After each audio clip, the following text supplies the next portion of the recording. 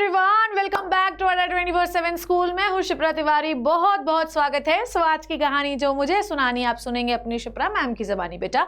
और आज मैं आपको बताने वाली एक छोटू सा नोटिफिकेशन। तो बहुत अनसेटिस्फैक्शन है मन में, अगर ऐसा लग रहा है मन जो है मार्क्स कम आए, ऐसा लग रहा है कि कॉपी सही से चेक नहीं की, सीबीएसई वालों ने अच्छे से हमें नंबर नहीं दिए। तो वैसे तो सीबीएसई कोशिश करता है कि अच्छे नंबर मिले, सबकी कॉपी सही से चेक हो। पर अगर आपके मन में कोई दुविधा है, अगर आपको ऐसा लगता है किसी नंबर के हमारे अच्छे नंबर आ सकते थे या हम बहुत अच्छे नंबर पा सकते थे, हम बहुत अच्छा डिजर्व करते थे, तो अब आपके लिए सीबीएसई ने कुछ नॉर्म्स निकाले हैं, कुछ ऑप्शंस दिए हैं, आप कर सकते हैं। आप अपने नंबर को वेरीफाई करवा सकते हैं, ठीक है। आप अपने जो है कॉपीज़ को की जो है फ़ोटो कॉपीज़ मंगवा सकते हैं सीबीएसई से, और आप अपने आंसर जो कॉपीज़ है उनका री इवैल्यूएशन भी करवा सकते हैं। तीनों चीज़ें हैं, आप वेरीफाई भी करवा सकते हैं, टोटलिंग वगैरह सही साठ हुई है नहीं हुई है। आप अपने आंसर कॉपीज़ की फ़ोटो कॉपीज़ भी मंगवा सकते हैं, और आप अपने आंसर शीट्स को रिवैल्यूएट भी करवा सकते हैं, ठीक है। पर एक बात आप बहुत अच्छे से ध्यान से सुनना मेरी बात, कि अगर आपकी कॉपी में नंबर बढ़े तब तो सीबीएसई आपको नंबर बराबर बढ़ा के देगी।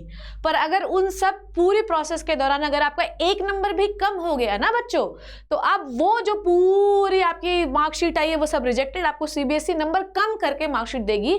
तो इस बात को बहुत विशेष तौर से अपने दिमाग में जो है बिठाना और इस बात को समझना कि नंबर बढ़ रहे हैं तब तो वेल एंड गुड है, पर अगर रीवैल्यूएशन के दौरान अगर आपकी कॉपी में वेरिफिकेशन के दौरान आपकी कॉपी में एक नंबर भी कम आया तो सीबीएसई उसे भी कंसिडर करेगी। सिर्फ नंबर ऐसा नहीं होता, पहले ऐसा होता था कि नंबर घट जाते थे तो नंबर घटाते नहीं थे, बढ़ाने वाला। इस बार दोनों प्रोसेस है, या सीबीएसई ने नॉर्म्स को अपडेट किया है। अब ध्यान से सुनना कि आपको करना क्या है। इसके लिए आपको 3 अलग अलग नोटिफिकेशन एक ही उसमें आया है जो है सर्कुलर में, पर आपको इनके लिए 3 एप्लीकेशन अलग अलग भरने पड़ेंगे, ठीक है। ये ध्यान से समझना। और जो तीनों का पेमेंट आप करेंगे वो तीनों ऑनलाइन ही पेमेंट होगा, कोई भी ऑफलाइन चीजें नहीं होंगी। फॉर्म गलत भर देते हैं तो सीबीएसई की कोई जिम्मेदारी नहीं है, क्लास 12th वालों के लिए हम बता रहे हैं आपको, ठीक है। अगर मान लीजिए आप अपने मार्क्स की वेरिफिकेशन कराना चाहते हैं या टोटलिंग वगैरह कराना चाहते हैं, टोटलिंग सही हुई है या नहीं हुई है, अगर आप ये सब कुछ कराना चाहते हैं बच्चों ध्यान से समझिएगा, अगर आप ये सब कुछ कराना चाहते हैं तो इसका ये ट्यूसडे से ओपन होगा 26/07, ठीक है। 26 जुलाई से आप 28 जुलाई तक दिन में करीब 12 बजे रात मिडनाइट तक आप इसके फॉर्म्स भर सकते हैं। अगर आप ये चाहते हैं कि आप जो है आपके नंबर टोटल करवाना चाहते हैं, वेरीफाई करवाना चाहते हैं, सही है नहीं है। पर सब्जेक्ट आपको 500 रुपये देना पड़ेगा। अगर आप सारे कराना चाहते हैं 500 रुपये काउंट कर लीजिएगा, पर याद रखिएगा कि घटेगा तो भी वो कंसिडर करेगा सीबीएसई। नेक्स्ट उसके बाद क्या क्या है भाई, ध्यान से डेट देख लो इसकी। 26 जुलाई से लेकर 28 जुलाई रात के 12 बजे तक ये सब फॉर्म भर देना। पर सब्जेक्ट आपके को जो है इसकी फीस देनी पड़ेगी। और तीनों देखो भैया, सर्कुलर में तीनों नोटिफिकेशन एक ही साथ आए हैं, पर अगर आपको फॉर्म्स अलग अलग भरने पड़ेंगे, ठीक है। उसके बाद अगर आप अपने मार्कशीट अपने जो है आंसर शीट की क्या मंगाना चाहते हैं, चेक की हुई आंसर बुक की फोटोकॉपी मंगाना चाहते हैं, तो ये है करीब 8 अगस्त से लेकर 9 अगस्त तक, वही 12 बजे तक, मतलब 12 बजे के पहले 1 सेकंड पहले तक आपको भरना है। 700 रुपये हर सब्जेक्ट की आंसर बुक में आपको पैसे देने पड़ेंगे, इनमें 500 इनमें 700, ठीक है। समझ में आ गई बात। अगला इसमें आई थिंक मार्क्स डिडक्ट नहीं होंगे क्योंकि कॉपी भेज रहे हैं, ठीक है। अगर आप अपनी मार्कशीट को वापस से रीचेक कराना चाहते हैं, यही है आपका वेरिफिकेशन में नंबर ऊपर नीचे हो सकते हैं, इसमें हो सकते हैं, तो फोटोकॉपी आप मंगा रहे हैं तो इसमें कुछ नहीं होगा।